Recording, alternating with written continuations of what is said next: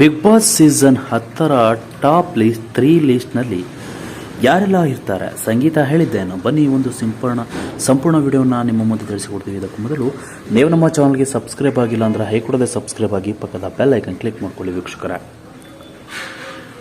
ಕನ್ನಡದ Bigg reality show Bigg Boss ಈಗ 13ನೇ ವಾರಕ್ಕೆ ಕಾಲಿಡ್ತಾ ಇದೆ.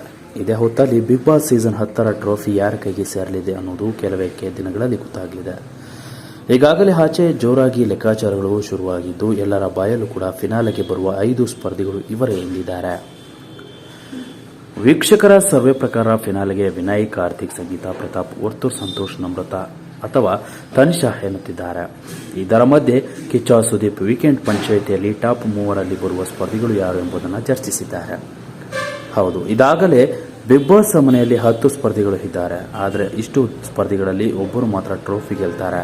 ಹೀಗಾಗಿ ಕಿಚ್ಚ ಸುದೀಪ್ ಅವರು ಬಿಗ್ ಬಾಸ್ ಮನೆಯ ಸದಸ್ಯರಿಗೆ ಈ ಬಾರಿ ಯಾರು ಗೆಲ್ಲುತ್ತಿದ್ದಾರೆ ಎಂಬ ಪ್ರಶ್ನೆಯನ್ನ ಮಾಡಿದರು. ಟಾಪ್ 1, ಟಾಪ್ 2 ಹಾಗೂ ಟಾಪ್ 3 ಮಾದರಿಯಲ್ಲಿ ನಿಮ್ಮ ಆಯ್ಕೆಯನ್ನು ಮುಂದಿಡಿ ಎಂದರು. ಅದಕ್ಕಾಗಿ ವಿಶೇಷ ಬೋರ್ಡ್ ಒಂದರ ವ್ಯವಸ್ಥೆಯನ್ನು ಸಹ ಮಾಡಿದರು. ಕೆಲವರು ತಮ್ಮ ಹೆಸರಿಗೆ ಬೋರ್ಡ್ ಹಾಕಿಸಿಕೊಂಡವರು ಇದ್ದರು.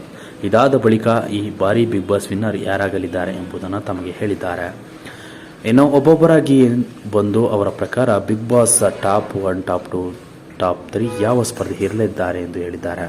ಮೊದಲು ಪ್ರತಾಪ್ ಬಂದು ಸಂಗೀತ, ಕಾರ್ತಿಕ್, ನಮ್ರತಾ ಅವರ ಫೋಟೋವನ್ನು ಅಂಟಿಸಿದ್ದಾರೆ. ಬಳಿಕ ತನುಷಾ ಬಂದು ಕಾರ್ತಿಕ್, ವಿನಯ್ ಹಾಗೂ ಸಂಗೀತ ಫೋಟೋವನ್ನು ಹಾಕಿದ್ದಾರೆ. ವಿನಯ್ ಪ್ರಕಾರ ಕಾರ್ತಿಕ್, ನಮ್ರತಾ, ಮೈಕಲ್ ಹೆಸರನ್ನು ಉಲ್ಲೇಖಿಸಿದ್ದಾರೆ. ನಮ್ರತಾ ಬಂದು ವಿನಯ್, ಸಂಗೀತ, ಕಾರ್ತಿಕ್ ಫೋಟೋವನ್ನು ಹಾಕಿದ್ದಾರೆ.